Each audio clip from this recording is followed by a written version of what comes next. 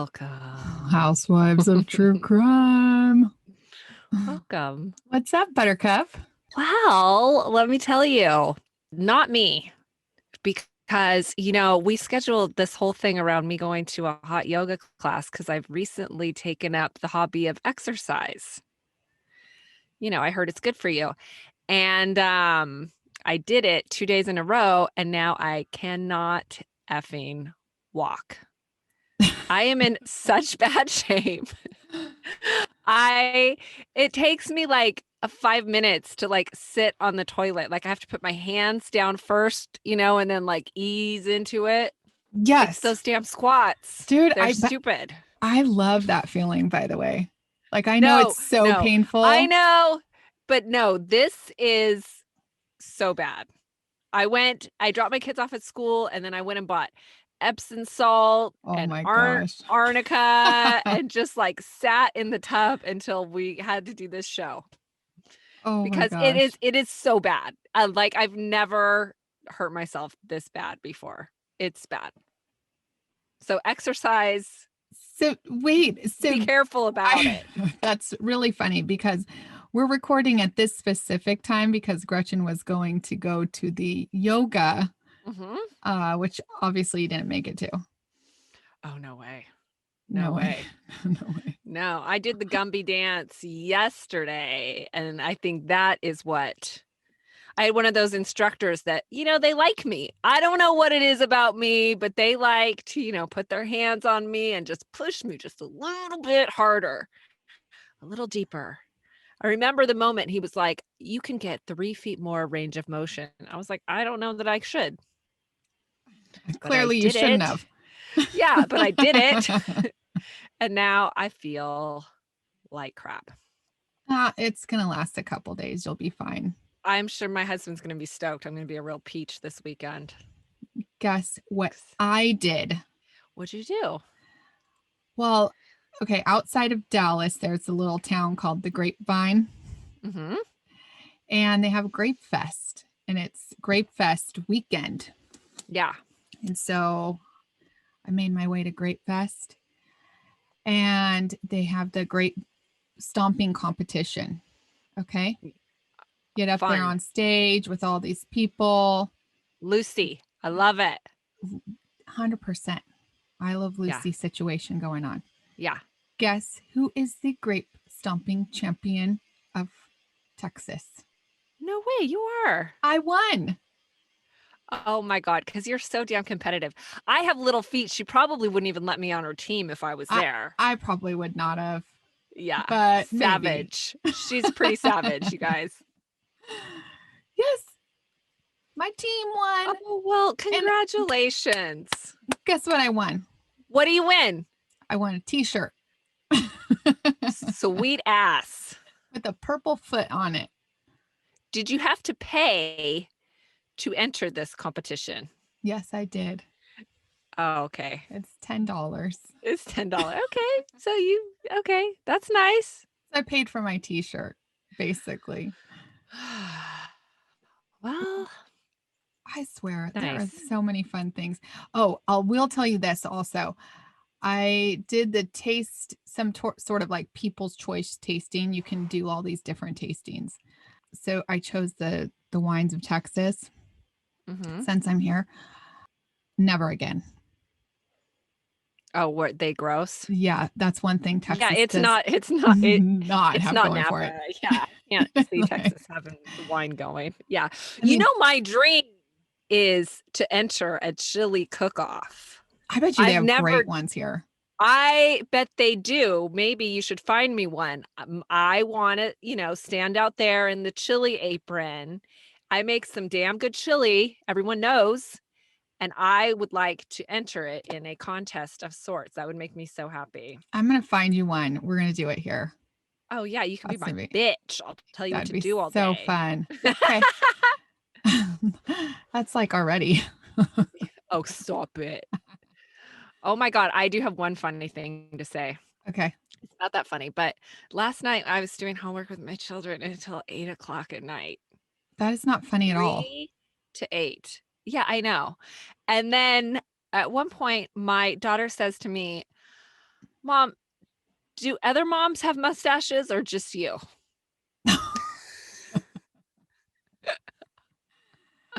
I'm like, "Well, actually, there are." Okay, and that don't point it out, okay? Did you But, get the tinkle razor and shave it off? I just remembered I need to do that. God forbid somebody else thinks I have a mustache.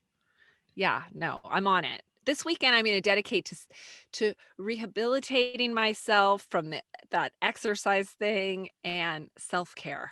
Yes. There Rehab weekend. there are some times where I look and I'm like, "Oh my gosh, I have so much peach fuzz on the, like, chin," not chin, but what is this, like, the Your jawline? jowls, yeah. Yeah, and so, as soon as I see that, I'd, like, get that little tinkle razor. You can get them on Amazon, you guys, and just, Mhm. like, "Toot, toot, toot, toot," do it on your mustache. Don't do it on your eyebrows. I took one of my eyebrows almost off Oh, yeah, once. I've made that mistake.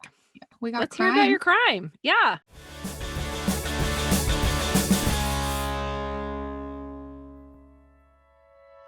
Okay.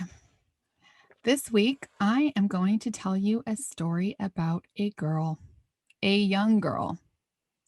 This story is not going to be told like all the stories that I usually tell.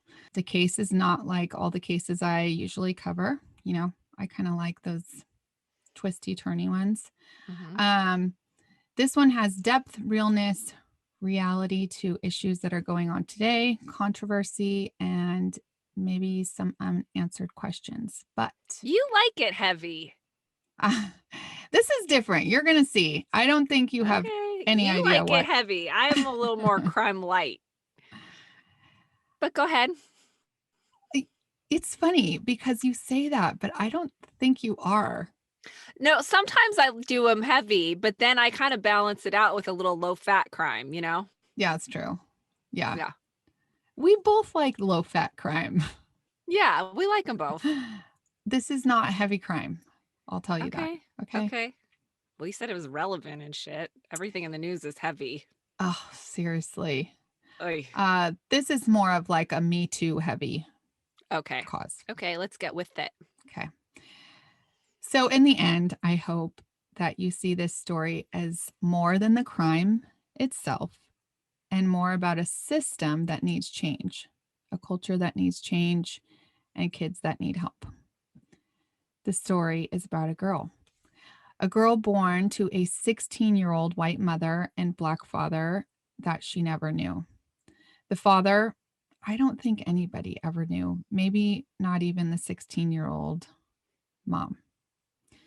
The mother was high on drugs and alcohol. Even when she gave birth to this girl, she was drunk. The mother was more worried about having a bottle of booze in her hand than a bottle for her baby. And so, after 8 months, she stopped caring for this baby, dropped her off at her grandmother's house, never came back. And finally, the grandmother couldn't also take care of the child. So, by the grace of God, a lovely African American couple adopted this girl.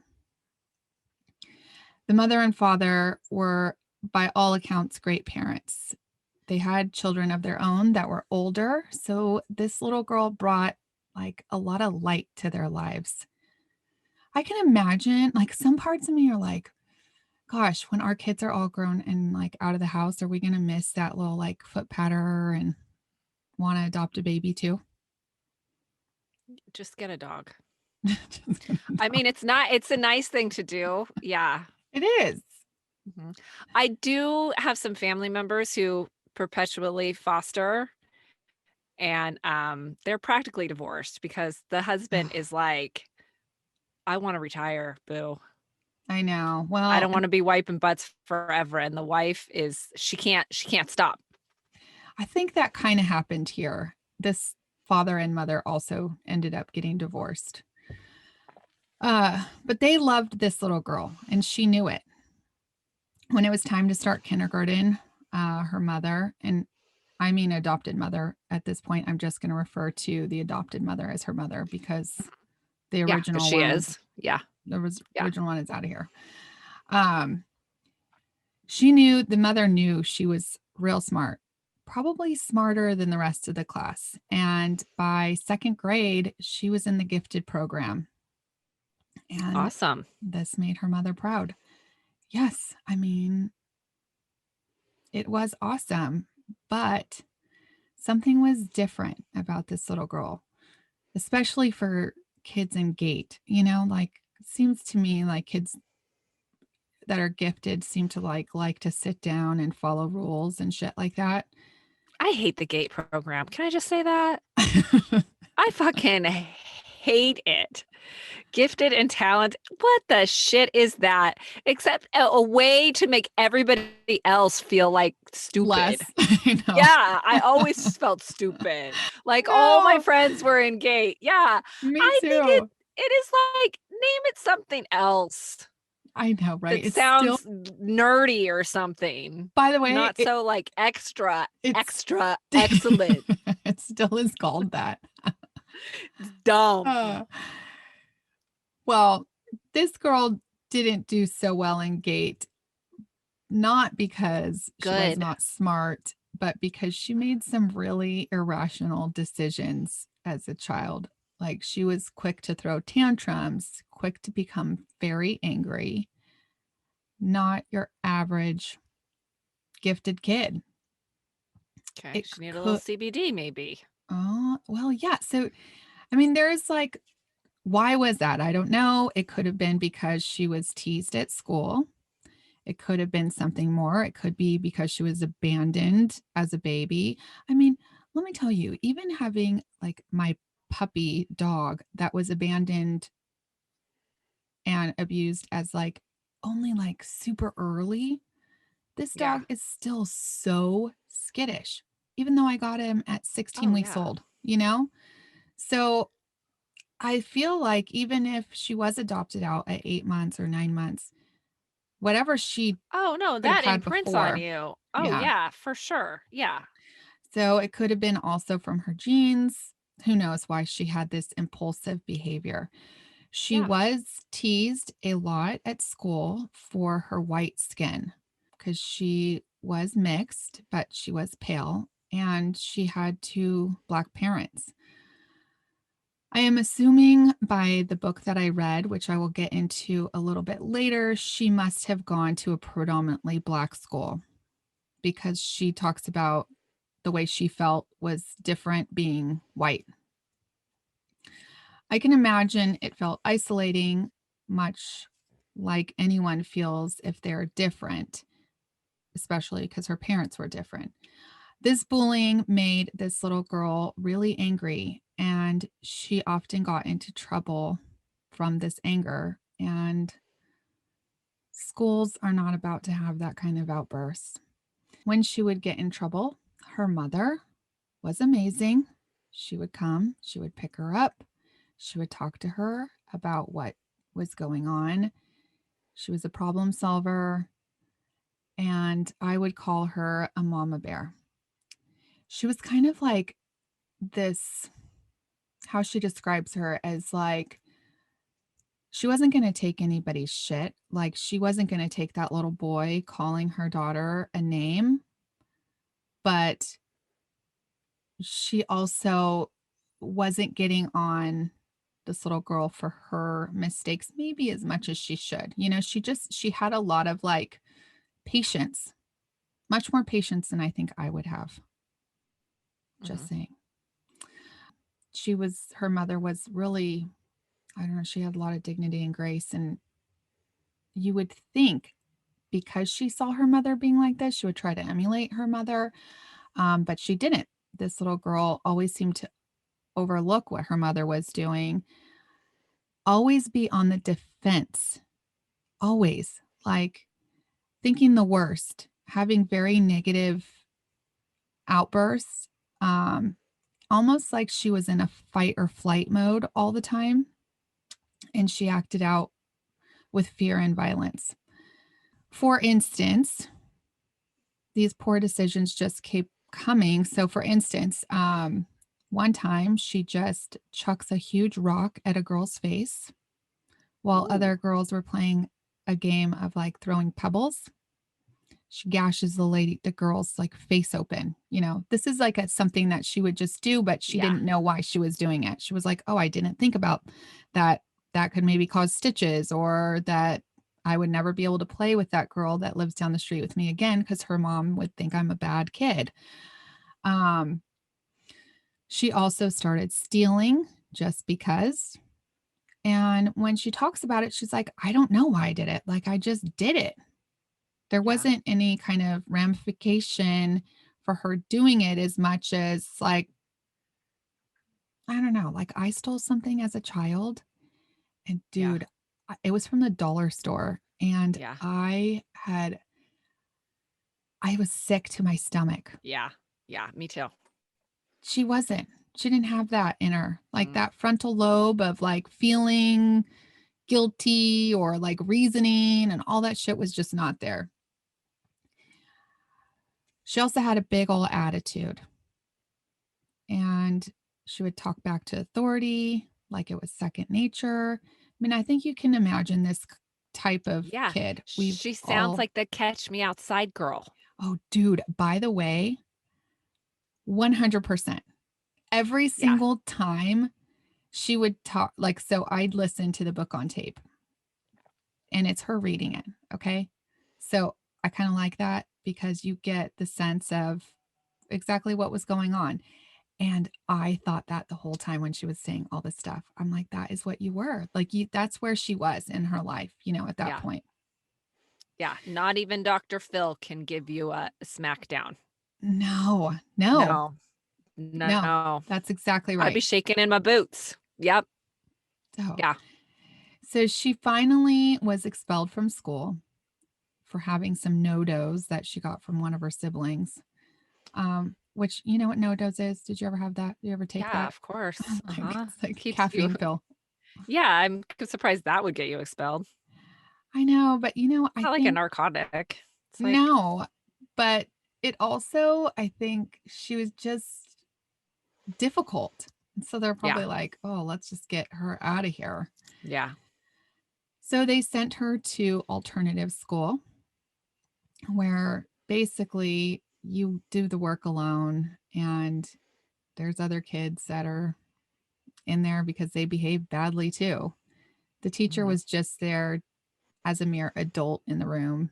There was really no teaching going on. So you can imagine the riffraff that you can get into as an yeah, almost teenage girl going to some sure, school like this. yeah. And she got into it.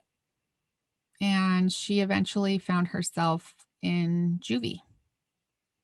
She found Oh, herself in juvie for fighting with one of these friends' moms. Okay. oh, wow. So I don't want to go back and forth into why this girl kept getting put into the system and all the things that she did, because honestly, I don't think they're significant. I think what is significant is that this girl's life became a life like a lot of kids, a life in a system, a juvenile detention system, mental health system, alternative school system, places that you would think would help to rehab children and like mentor them, show them a life beyond like the clink. Mhm. Um, but I don't think that's what the system does. Mostly it's where kids feel like left, abandoned, and start making new friends, bad friends. Yeah, At the age of 12, did you think you knew everything? You thought you had the world figured sure. out? I know that my daughter is almost 12, and I think she thinks she has the world figured Oh, out. I didn't yeah, no. Kyla would have if I was 12 and she was 12, I would have been scared of her. Kyla? Yeah. She would have been the cool kid. I would have been like, "Ooh," giving her my lunch money. Oh gosh. I like the girl went on a sleepover, never calls me. I'm like, hello, you're a child. You are Yeah, not a grown adult. Well, this girl also thought she had it all figured out. yeah. And this young lady made some friends in the system. She actually figured out how to break out with a boy, and they Oh, escaped. And she thought, oh my God, he is my savior. And you can imagine he was for the weekend. Oy, at oy, 12 oy. years old. At 12. At Wow. 12. And until, his cousin was like, yeah, that girl can't stay on my couch for any longer. She had no place to go. So she found herself back in juvenile hall, where she met some other friends, some girls this time. And these girls, they were like 18, 19 years old. I don't know why they would want to hang out with a 12-year-old. Seems kind of strange to me. Like, I know at 19, I would think a 12-year-old was a little too young for my friendship days. But these girls were happy to have her. And she was happy to be free of her mother, free of school, free to do whatever the hell she wanted to do. And what she wanted to do was smoke a lot of pot. So her and her gal pals decided the way that they were going to get enough money to have pot was to steal it from men. And they would like kind of like, for instance, one time they went to one of those porn shops where you can watch movies, like Mm-hmm. men can watch movies. And one of the girls would like go and kiss the guy while the other one would steal his wallet. Okay. Creative. It's it's creative. I think they only got like $13, which is more than I have in my wallet. So, Yeah. Yeah. um, so for a couple years, this preteen and teenager went back and forth to living on couches, living at her house, trying to figure out what life was really like. When I think she should be going to school, playing sports, going to dances. She was not.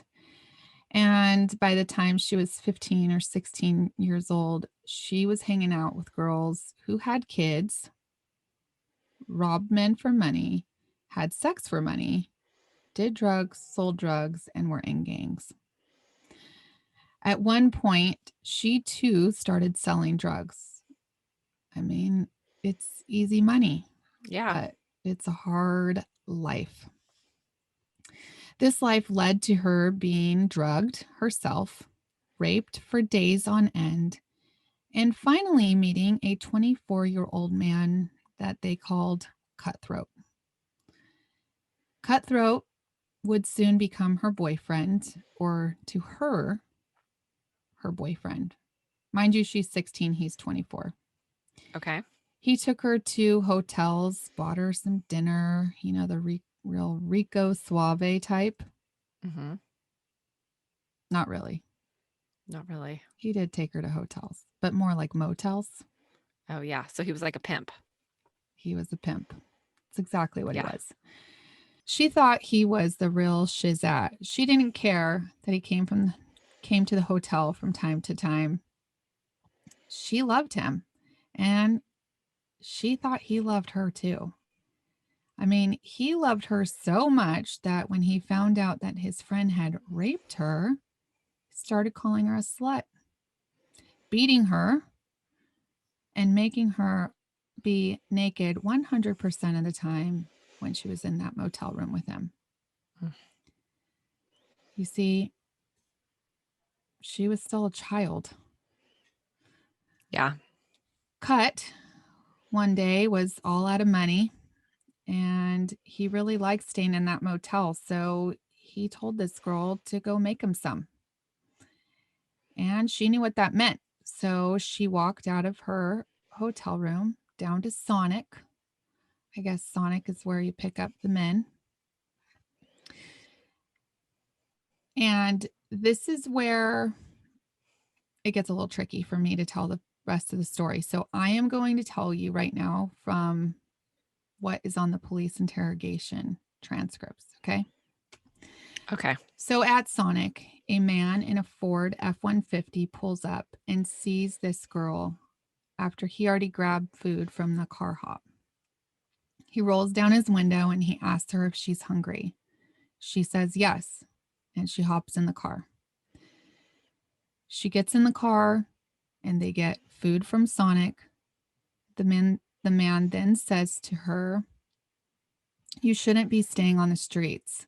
I am a safe person. Do you want to come to my house and sleep? And she says yes.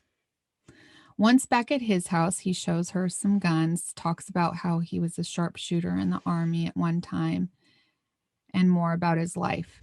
He tells her he's a youth minister and a real estate agent.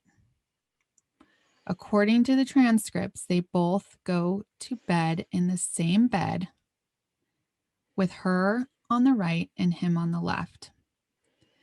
This girl says the man got up and down several times, going to the bathroom and to another bedroom. Then he touched her, whispered to her, and she felt real uneasy. So when he rolled over to the side of the bed, she got nervous because she has been beaten and raped before and wasn't going to take any chances. So when she thought he was rolling over, she thought he was reaching for a gun. She reached into her handbag, grabbed her gun out of it, and shot this guy in the head. Oh, shit. Once she shot him in the head, she gets up. She takes $172 from his wallet, his guns, and his truck, and hightails it back to Cut.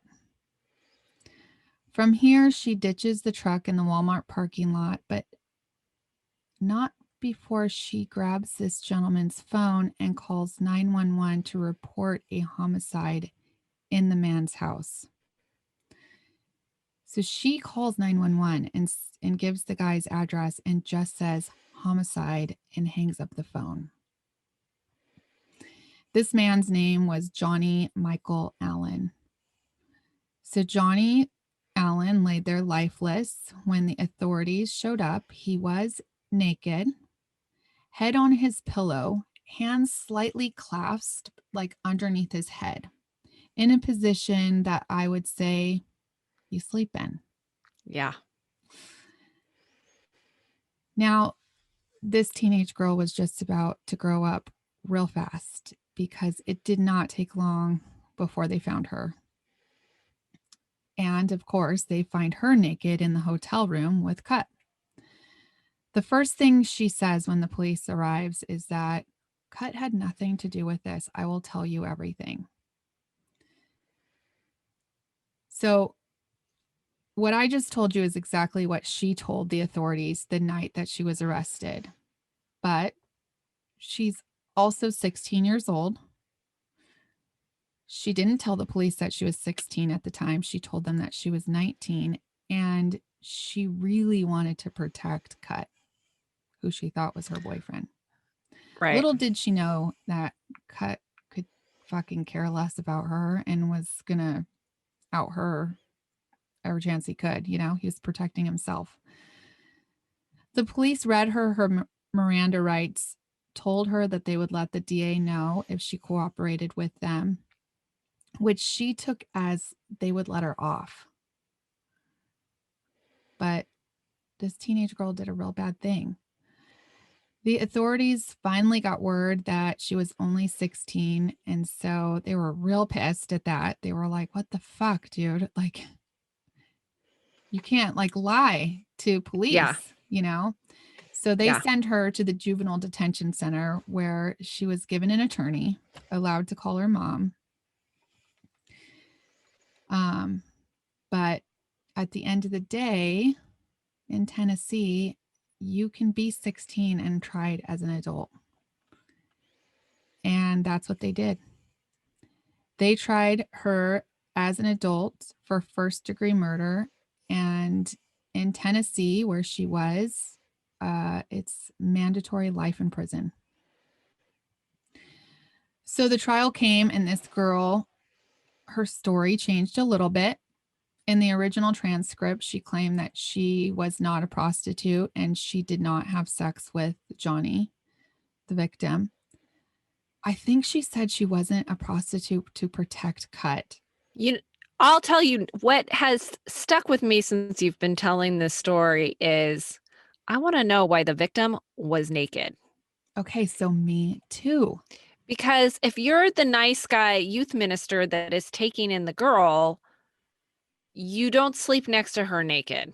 Okay, so And I don't think you sleep in the same bed. I think you put her on the sofa or give her your bed and you sleep on the sofa, whatever. I don't think it's you don't sleep in the same bed. okay, And if you do, not naked. I have all those thoughts also.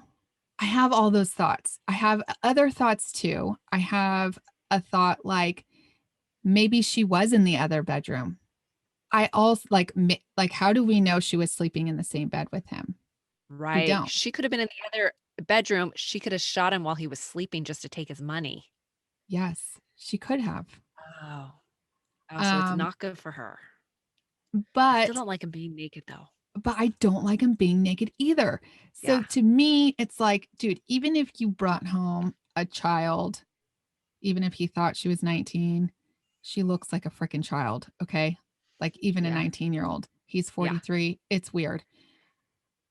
Supposedly he had started a homeless shelter too. So, like, why don't you just take her there? That's weird. At court, she said that they did make a deal. She said he said, "Are you up for any action?" This is now her story at her trial. Is Okay. that he says, "Are you up for some action?" She says, "Yes." She says 200. He says 100. They get to a deal of 150. However, she still confirms that they didn't have sex at the house. So I just don't like something is not adding up here. And that's why I said, like, at the end, I don't think it's not as much about the crime because she did kill him, dude. I don't know why she killed him. I don't she stuck with the story that she was scared that he was reaching over for his gun, but the way that the crime scene photos, the guy Yeah. was If he fucking was in the sleeping. position for, yeah, he was sleeping. Yeah. So I don't know. Like, I think he shouldn't have, I think he should not have picked her up. So, and even if he wasn't going to sleep with her, she thought he was. Like, that's what she was out there to do, right? I mean, Yeah. and I told you before, she has this she has this feeling like everybody's out to harm her. And they kind of were like like even her boyfriend would beat her, you know? Yeah. So I think she's got this like chip on her shoulder that everybody's going to hurt her. Yeah. And she's young and she's had this since she was, I mean, early on in life. And then being on the streets since she was 12, I'm sure she has like been through a lot. So, like I said, the her story had changed a little bit. The defense team claimed it was all in self-defense, um, which is what she also said in her original interview. But the thing about the money kind of creeps me out too. Like you stole his money and left. You didn't like kill him and Well, I don't think it is self-defense. Listen, I do feel sorry for her for sure. And I think it is something, and she should get some kind of leniency because of it, the circumstances being so triggering to her. But the fact is, he didn't pull a gun on her. So it's not self-defense, right. Yeah. Yes. you And the know? prosecution, they portray her at this time as a prostitute looking for some cash. So she picks up this dude and executes him, takes his money, and they make her out like a dirty whore. I mean, No, that's it's real what shitty they circumstances for her. Yeah. it is. And Yeah. at the time, I mean, this was years ago. This was in 2004, I think. You know, that's just how they like it's times have changed, but then they they say she's a prostitute. This is what she does. She's a bad person. And 12 jurors agreed. And so only within hours of the attorneys resting their case, this girl was found guilty on all counts and thrown a life sentence with the possibility of parole, but not until she was 69 years old. So this 16-year-old girl was headed to the clink, and the big clink, you know. But when you are a minor in the big clink, they basically hold you in solitary confinement until you're 18, which is bananas. Yeah. She started her life sentence, and she was the same girl. She got in trouble. She fought. She hung out with the wrong crowd. She started doing bad things. I could see how easy it is to do that, especially having a life sentence. You're like, what's the point of life in general, right? Yeah. But getting in trouble in jail is not fun.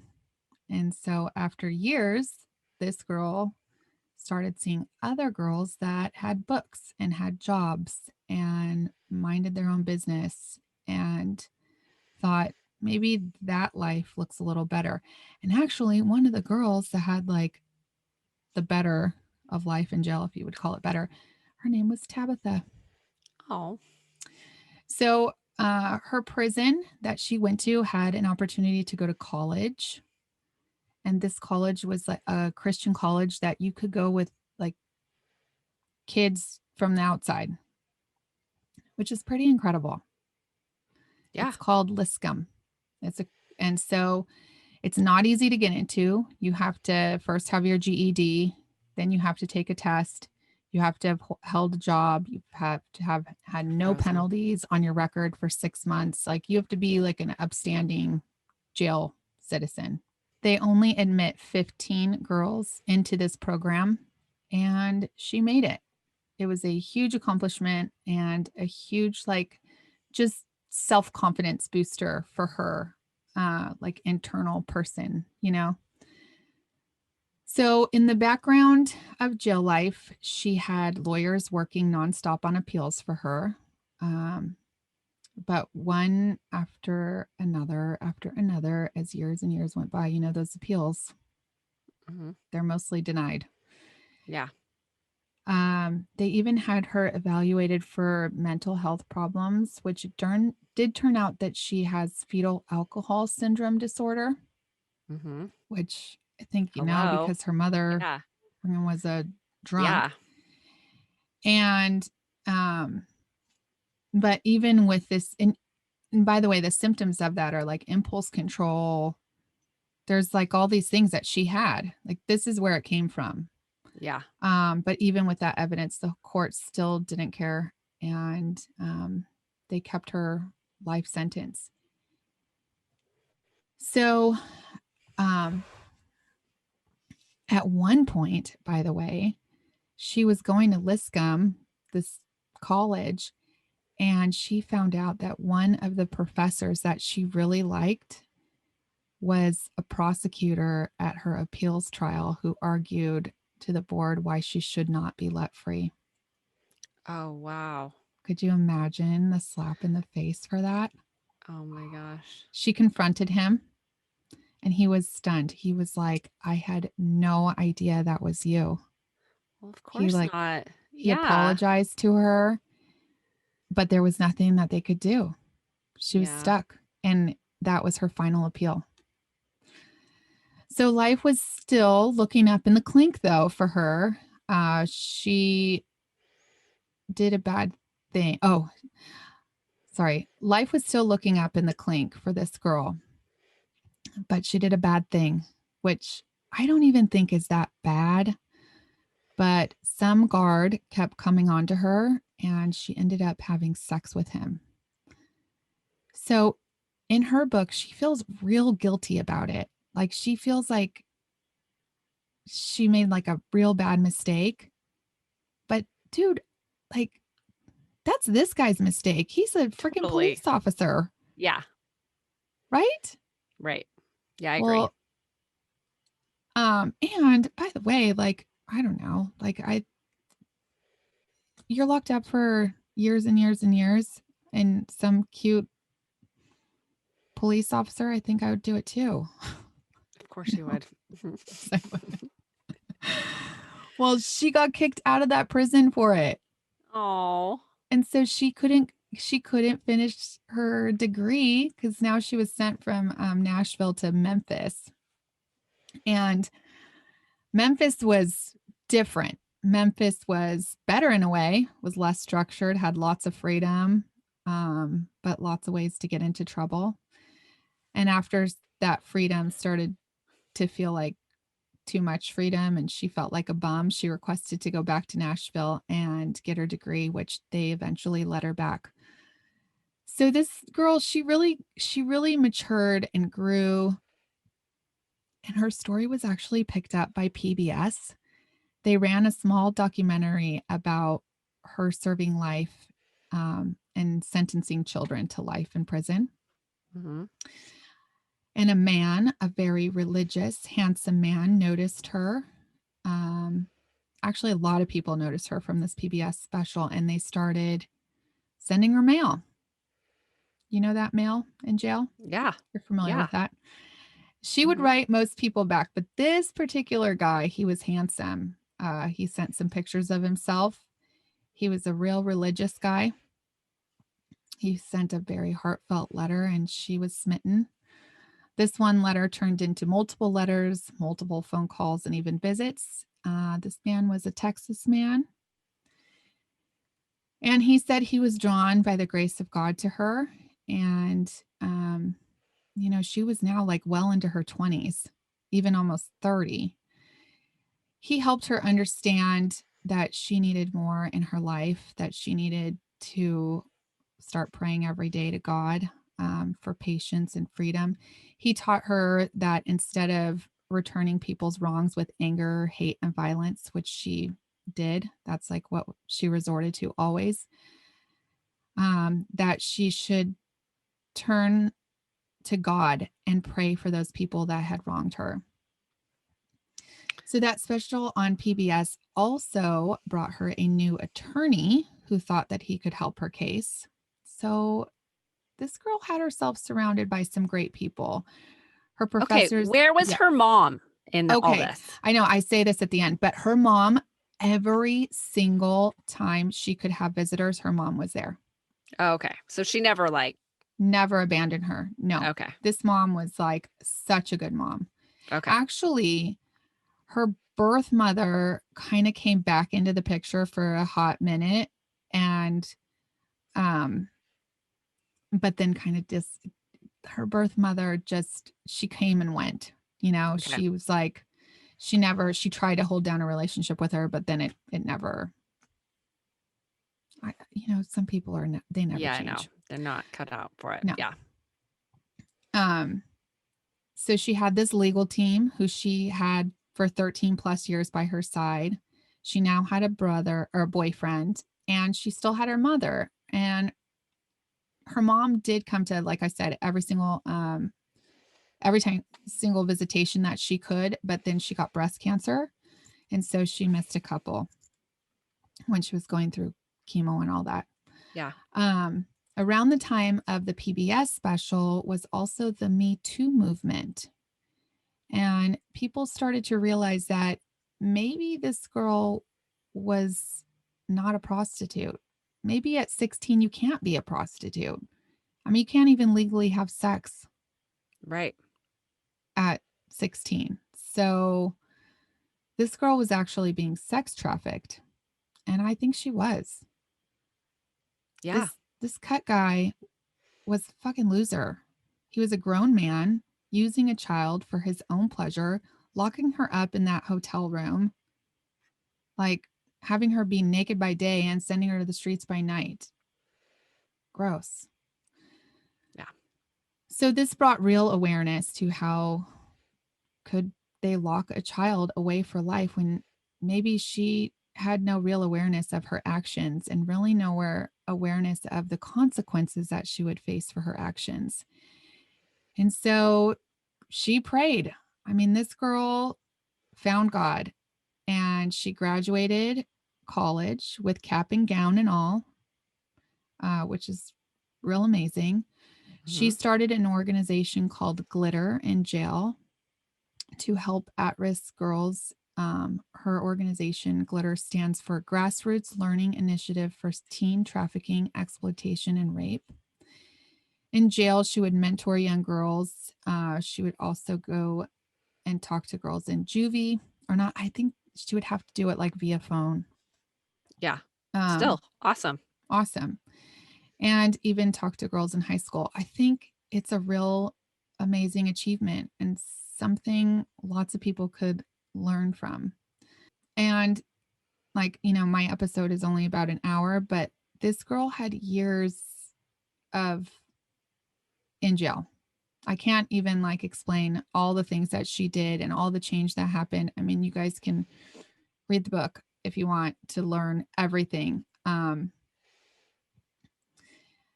But she didn't have any hope, right? She was like, I have no hope, except for there was a way that she could get out. The only way she could get out was the governor of Tennessee would have to grant her clemency. This is really not easy. It No, it's a happens. big ask. It's a huge ask. And it doesn't happen very often. Mm-mm. Actually, only 2% of people that even apply for it get a chance for the board to hear their pleas. Yeah. So, praise Jesus, she got a hearing and she was able to speak to the board.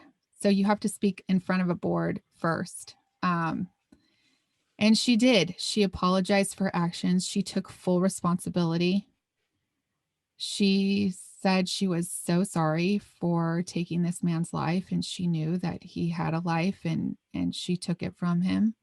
She begged for her mercy, saying that she could do more outside of jail for society than she could do inside jail. And I agree with her. Yeah. But the board wasn't totally on board. Some of them were totally not on board.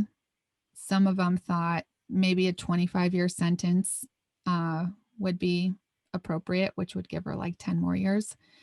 And a couple of them thought that dropping it down to a second-degree murder was appropriate. But ultimately, the governor gets to choose. It doesn't really matter. Even if everybody on the board says they think it's negative, Yeah. the governor can still turn it. Like, it's just kind of like we think this after reviewing all this. Yeah. Also, her professor from Liscum stood up there and said, 10 years ago, I was here telling you that you should keep her in prison forever. And I have changed my mind. And I know this woman, and this is not the same person that came into jail 15 years ago, which is like pretty That's amazing. awesome. Yeah. Yeah. So at the same time, this was all going on, she got an interview with a local Fox News station to talk about glitter. And her case spread like wildfire from just this small, local news. And a bunch of celebrities started hashtagging for her freedom, like Rihanna, LeBron James, Kim Kardashian, and more. She actually was pretty worried that this publicity could be bad for her. But at the end of the day, Tennessee Governor Bill Haslam decided to drop her charges to second-degree murder. That is a 15-year sentence, which in 2019 she had served 15 years, and so she was going to be free. This Great. girl, her name is Cyntoia Denise Brown. Cyntoia, I think, is an amazing woman. She has so much more to her story. She started writing her book in prison. She changed her life and believes that going to prison was probably what changed her life. She thinks that there are ways to reform kids and even adults, and instead of sucking from the system, they could make something out of themselves. She's seen it from the inside. She knows that there should be change, and she's working now to help that change. Her book is called Free Cyntoia: My Search for Redemption in the American Prison System.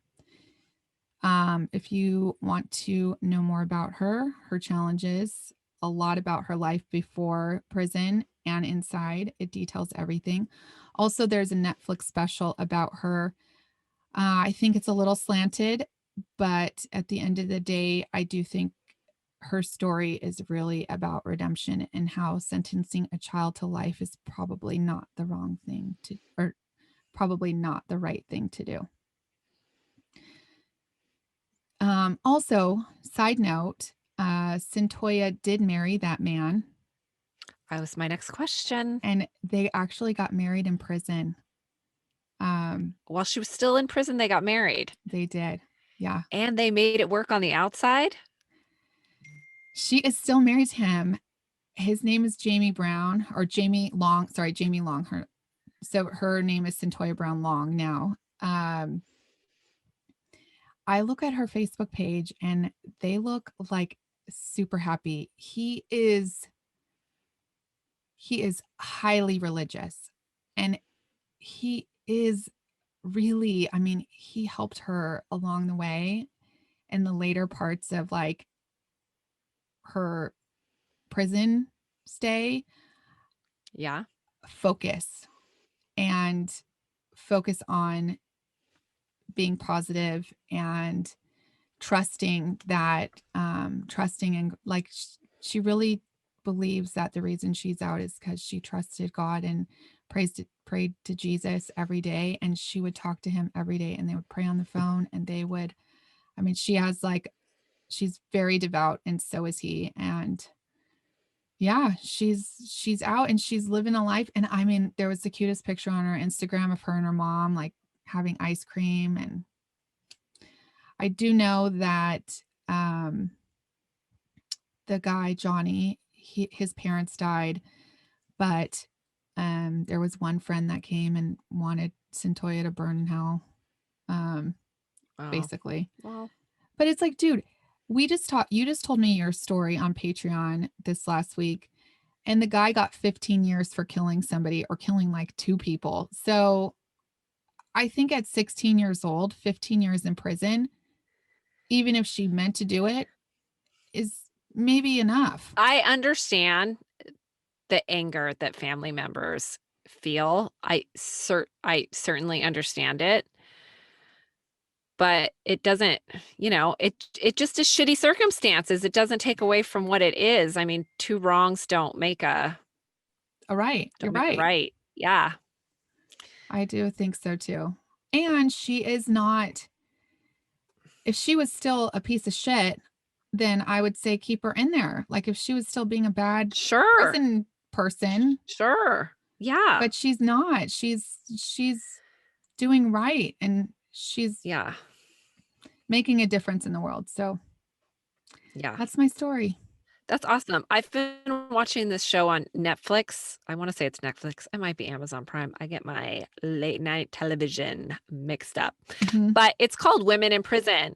And it's super interesting because it takes all these women that are serving time and gives their backstory, to how they found themselves in their current situation.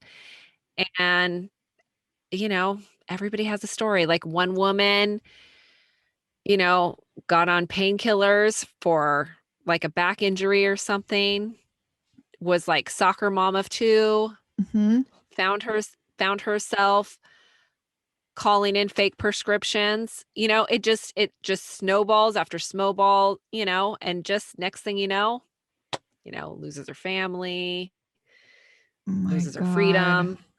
That's awful. Everybody's got a story. Everyone's got a story. Yeah. Yeah. Crazy. Yeah. So you guys, nice job. Thanks.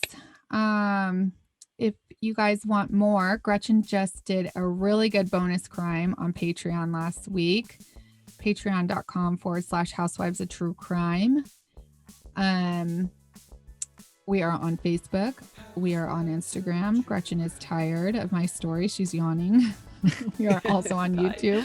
not yawning because HWTC. of You you. were. I saw you yawn, dude. I know, I yawned, but I'm not yawning because of you. Oh, I'm yawning because the family is exhausting. trust me, I know. And my muscles ache. Yeah. Okay, get a coffee. Yeah. And anyways, clink clink, guys. Okay. Clink clink.